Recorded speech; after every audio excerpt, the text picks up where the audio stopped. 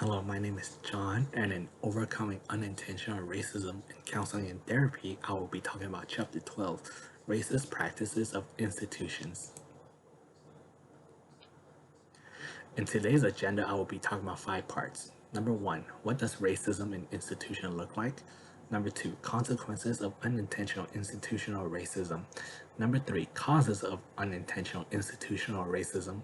Number 4, categories of unintentional institutional racism. And number 5, what's the solution? What does racism in institution look like? Unintentional racism happens in mental health care system.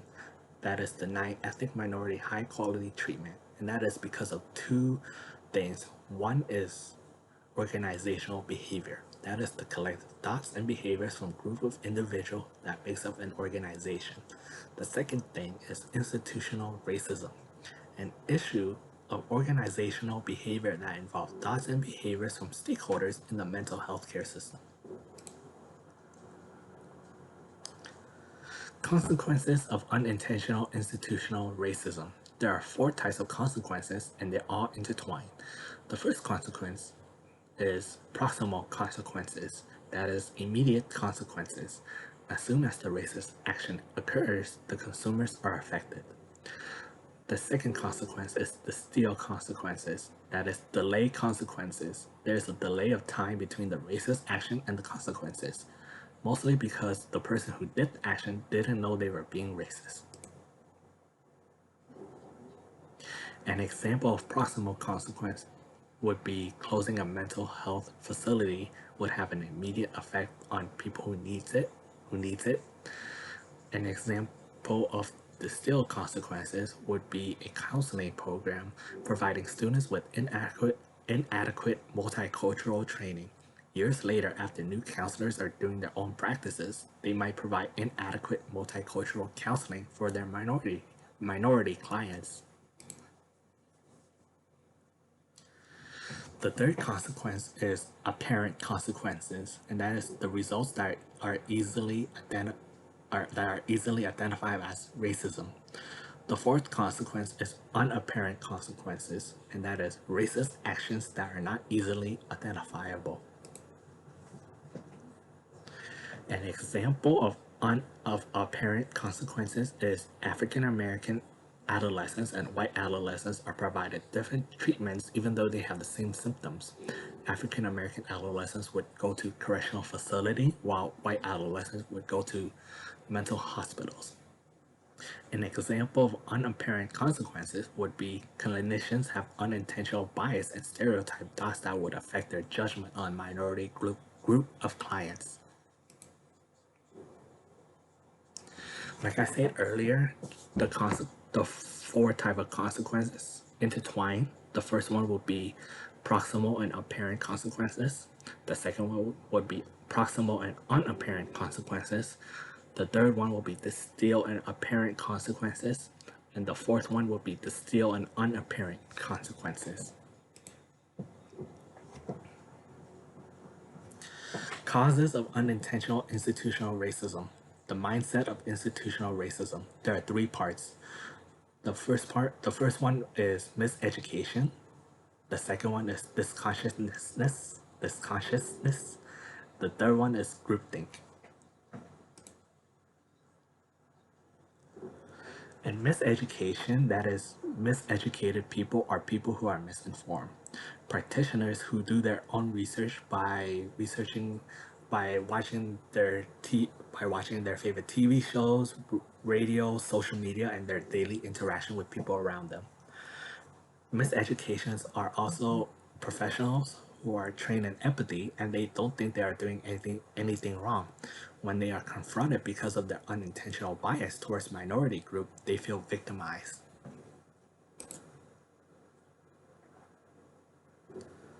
Also in miseducation, patients of mental health facilities aren't the only ones subjected to practitioners' behaviors.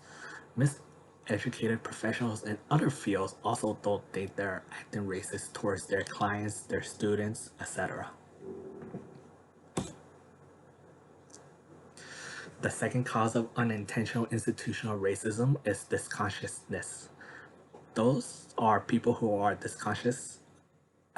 They have a way of thinking, assumptions, myth, and beliefs that justify their social and economic advantage. That means out of sight, out of mind. If it doesn't affect them personally, they don't believe in it. The third cause of unintentional institutional racism is groupthink. That is, groups of individuals with similar mindset. They have similar beliefs, rationality, and views. They believe they are not prejudiced and that their institutes are not racist.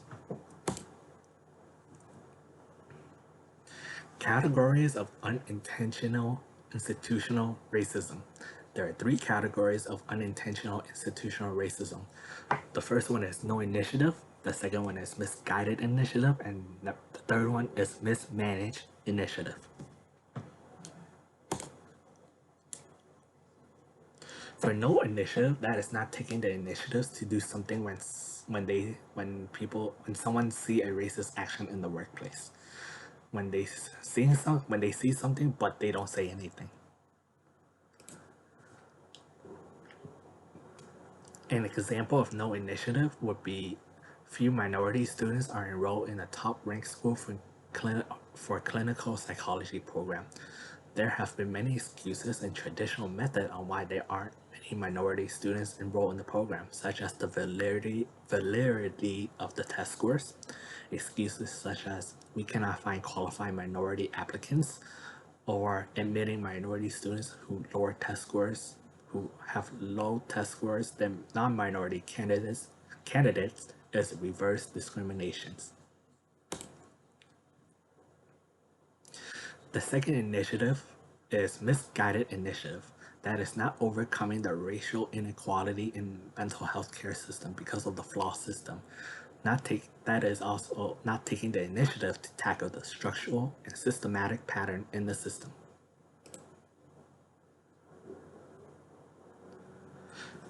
There are five characteristics of misguided initiative and that is sincerity of the promulgators, oversimplification of racism, focus on surface level symptoms, illusion of progress, and maintenance of the power differential. An example of misguided initiative would be an alcohol and drug rehabilitation center was established in an inner city community. It was a network connection for schools, church, community center, and businesses. The center was funded by a block grant. During the 5th year of its operation, the state decided to move the grant to other priority. Due to this conflict, the center had to close down. The rehabilitation center closing down had an immediate impact on the community. Locals had nowhere else to go for treatment. The third initiative, the third category of unintentional institutional racism is mismanaged initiative. That is, some institutional are mismanaged because of poor manageable behavior such as inadequate top-down commitment and support, failure to establish leadership credibility, failure to inspire collaboration, failure to delegate effectively, failure to hold people accountable, failure to establish measurable goals, and failure to confront resistance. An example of mismanaged initiative would be a university and psychological service center decided to open an outreach program. The program was promoted as a better relations for students after many incidents on the campus. The outreach program was run by an African American psychologist after many other psychologists have been were being passive aggressive and showed little ideas for the program. The director and many other psychologists showed passive aggression out of fear and discomfort over the issue of race. The program had little support and it never met its expectations and goals.